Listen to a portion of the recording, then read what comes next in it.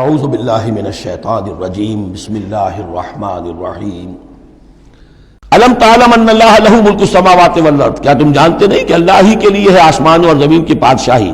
یعذب من یشاء ویغفر لمن یشاء، وہ سزا دے گا جس کو چاہے گا اور بخش دے گا جسے چاہے گا، واللہ علی کل شیء قدیر، اللہ ہر چیز پر قادر ہے۔ یا ایھا الرسول لا يحزنك الذین یسارعون فی الکفر من الذین قالوا آمنا بافواہہم ولم تؤمن قلوبہم۔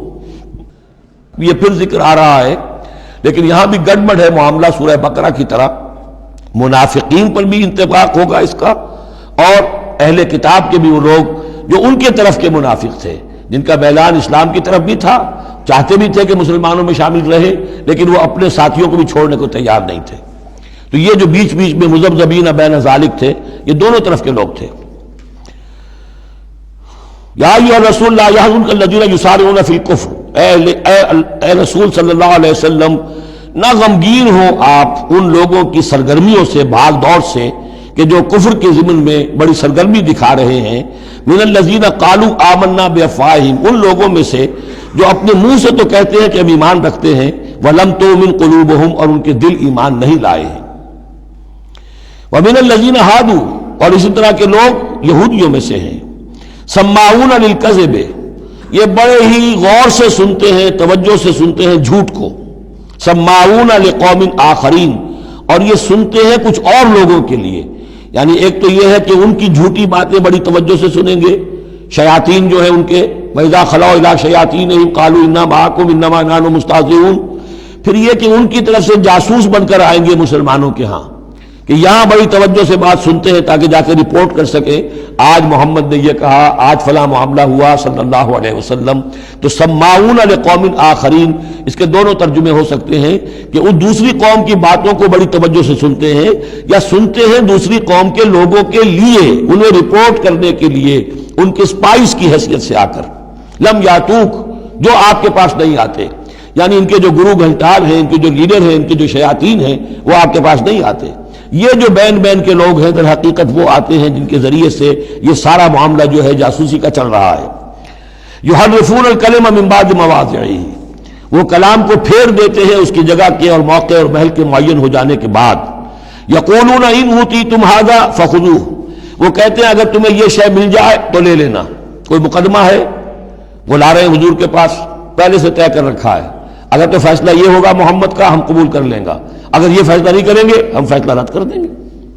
اور اسی سے یہ بات سمجھ لیجئے کہ اصل میں فتح مکہ تک جس معنی میں ہم لفظ بولتے ہیں ریاست، اسلامی ریاست، پورے طور پر ایک ہماگیر ریاست پورے طور پر مدینے میں فتح مکہ کے بعد قائم ہوئی ہے، پہلے قائم نہیں ہوئی۔ ورنہ کسی ریاست میں دو جوڈیشل سسٹمز نہیں ہو سکتے، ایک ریاست ایک عدالتی نظام۔ یہ لوگ جب چاہتے تھے حضور کے پاس آ جاتے تھے، جب چاہتے تھے کسی اور یہودیوں کی عدالت میں لے جاتے تھے۔ تو پیرلل نظام وہاں چل رہے تھے، ہماگیر ریاست وحدت کی حیثیت سے، ایک آرگینک ہول کی حیثیت سے یہ فتح مکہ کے بعد قائم ہوئی ہے۔ یقولون ان اوتیتم ھذا فخذوہ، کہتے ہیں کہ اگر یہ فیصلہ ملے تو تم لے لینا، قبول کر لینا۔ وَإِن لَّمْ تُؤْتَوْا فَاحْذَرُوا، اور اگر یہ شے نہ تمہیں ملے، نہ فیصلہ ملے، یہ ڈگری نہ تمہارے حق میں جاری کی جائے تو پھر بچ جانا، کترا جانا۔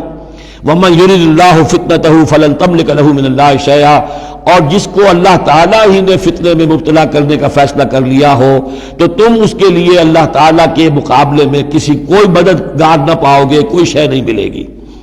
اولئک الذین لم یرد اللہ ان یطہر قلوبہم، یہ وہ لوگ ہیں کہ جن کے دلوں کو پاک کرنا اللہ نے چاہا ہی نہیں۔ لم یرد اللہ ان یطہر قلوبہم، لہم فی الدنیا خزی، ان کے لیے دنیا میں بھی رسوائی ہے، وَلَهُمْ فِي الْآخِرَةِ عَذَابٌ عَظِيمٌ، اور آخرت میں ان کے لیے دردناک اور بہت بڑا عذاب ہے۔ سماعون للکذب، یہ خوب سنتے ہیں اچھی طرح اور چٹخارے لے لے کر سنتے ہیں جھوٹ کو۔ اکالون للسحت، خوب کھانے والے ہیں پیٹ بھر بھر کر حرام کے۔ فَإِن جَاءُوكَ، پھر اگر یہ آپ کے پاس آئیں، فَحْكُم بَيْنَهُمْ، آپ چاہیں تو ان کا مقدمہ لیں اور فیصلہ کریں، او عارض عنہم، آپ چاہیں تو ان کا مقدمہ لینے سے انکار کر دیجیے، کیونکہ نیتیں ان کی نیک نہیں ہیں، وہ آپ کا فیصلہ لینے نہیں آئے، طے کیے بیٹھے ہوئے پہلے سے کہ اگر فیصلہ یہ ہوگا تو قبول کر لیں گے ورنہ ہم لوٹ کے آ جائیں گے۔ تو ایسے لوگوں پر اپنا وقت ضائع کرنا جو ہے اس کو کوئی ضرورت نہیں ہے۔ لیکن یہ کہ اندیشہ یہ ہو سکتا تھا کہ یہ جا کے پروپیگنڈا کریں گے، دیکھو ہم تو گئے تھے محمد کے پاس مقدمہ لے کر، یہ کیسے نبی ہے، رسول ہے، یہ مقدمے کا فیصلہ کرنے کو تیار نہیں. تو یہ جو اندیشہ ہو سکتا تھا اس کی پھر آگے اللہ تعالیٰ کی طرف سے حضور کو اطمینان دلایا جا رہا کہ آپ پرواہ نہ کریں اس اندیشے کی. فَإِن جَاءُوكَ فَاحْكُم بَيْنَهُمْ أَوْ أَعْرِضْ عَنْهُمْ، اگر وہ آئیں آپ کے پاس اپنا مقدمہ لے کر تو چاہے تو آپ فیصلہ کریں اور چاہے اعراض کریں. وَإِن تُعْرِضْ عَنْهُمْ، اگر آپ ان سے اعراض کریں گے، ان کا مقدمہ جو ہے فیصلہ کرنے سے انکار کر دیں گے، فَلَن يَضُرُّوكَ شَيْئًا، وہ آپ کو کوئی ضرر نہیں پہنچا سکیں گے. ان کے مخالفانہ پروپیگنڈے سے قطعاً کوئی آپ کو ہراساں ہونے کی ضرورت نہیں ہے.